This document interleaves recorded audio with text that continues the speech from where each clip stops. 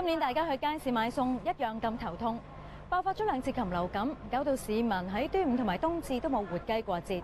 內地揭發奶類食品含有3聚氰胺之後，又發覺連雞蛋都出事，懷疑餵雞嘅飼料混入咗3聚氰胺。係啊，呢啲一連串嘅事件繼續動搖香港人對內地食品嘅信心。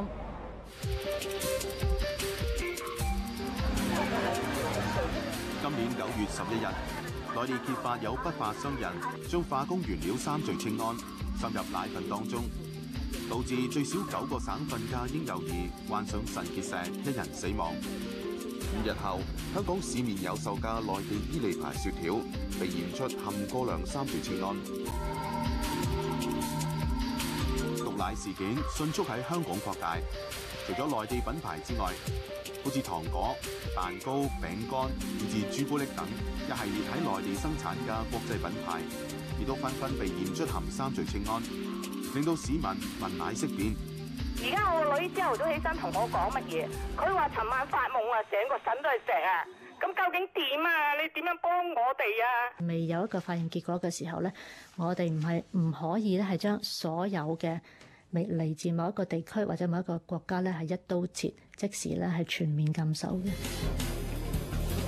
事件揭發後9日，本港發現一名3歲半女童因為飲用伊利鮮奶患上腎結石，觸發過千名家長帶同仔女到醫院做測試。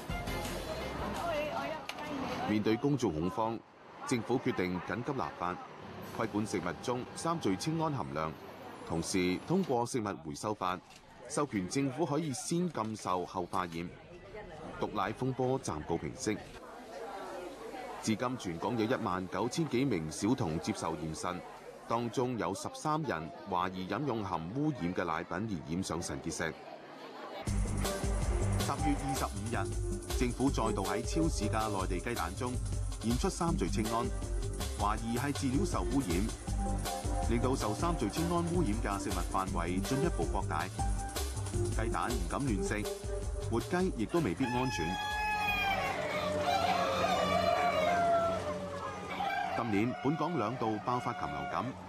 6月3日，政府喺深水埗保安道街市發現雞隻糞便有禽流感病毒，喺揾唔到病毒源頭下，決定銷毀全港街市活雞，以及停售活雞21日，同時推出日日清雞措施，街市內唔可以留活雞過夜。禽流感咁高危咧，你政府測試我唔該你好心，你哋提早少少啦。而家後知後覺又殺我哋啲雞。政府為徹底擺脫禽流感威脅，決定動用11億元提早收翻活家禽業嘅牌照，受到業界強烈反對。不過最終有72%嘅雞販選擇交牌離場。唔夠半年之後，12月9日，元朗鳳崗村雞場又爆發禽流感，係03年以嚟首次喺雞場爆發禽流感。政府需要即時銷毀9萬隻雞，並停售活雞21日。你肯定係沉重啦，即係自己嘅財產嚟㗎嘛，係嘛？即係自己咁努力去做啲嘢，咁但係最後都逃唔過呢個厄運。年初多間小學同幼稚園等爆發流感潮。3月4日，一名患有甲型流感嘅3歲女童喺屯門醫院病逝。第2日，23間小學同時爆發流感，近200名學童受影響。學校咁多人都有咁多人冇返，又有咁多人有病。事件急轉直下，唔夠1個禮拜，有52間學校爆發流感，3名兒童死於同流感有關嘅病毒。學校同家長要求停課，以減少學童互相傳染，而政府就大派定心丸。不過食物及衛生局局長周一嶽其後喺12個鐘頭內態度突然急轉彎，宣布全港小學同幼稚園等停課2個星期。喺現時嘅階段咧，我哋一定要掌握到流感嗰個疫情同埋個病毒嗰個散播嘅情況。由明天開始咧，係所有啲小學、特殊學校、幼稚園同埋咧係幼兒園咧都停課。今年亦都發生一連串嘅醫療事故。伊利沙伯醫院喺6月將該院同9龍醫院共43名男女病人嘅血液報告調亂。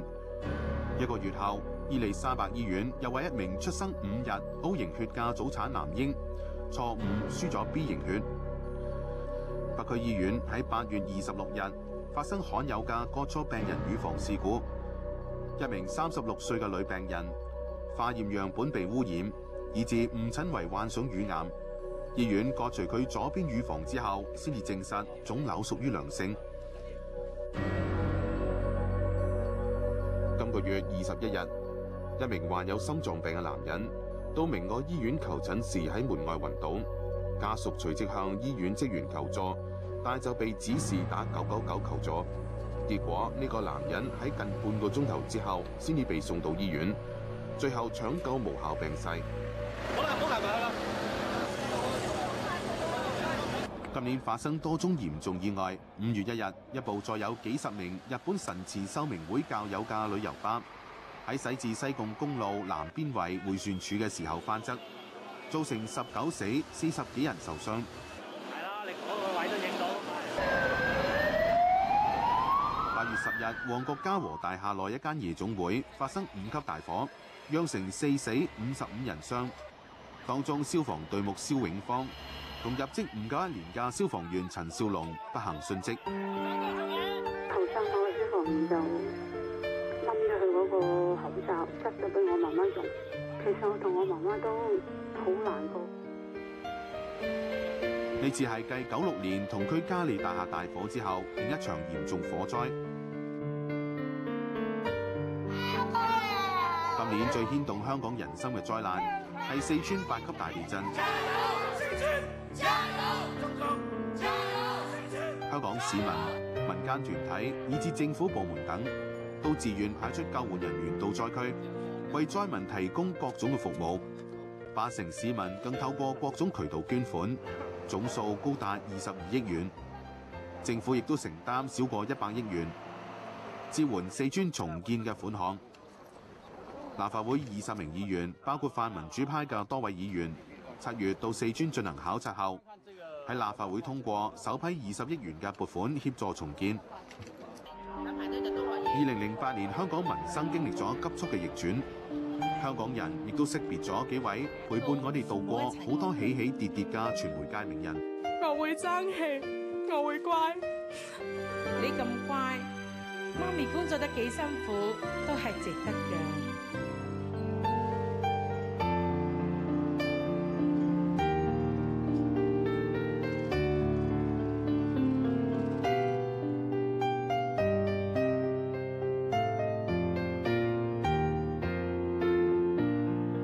跟住落嚟係播映改革開放30年，港人頭啖湯。之後係順德碧桂園紫蘭灣特約，當年今日。再之後係夜間新聞。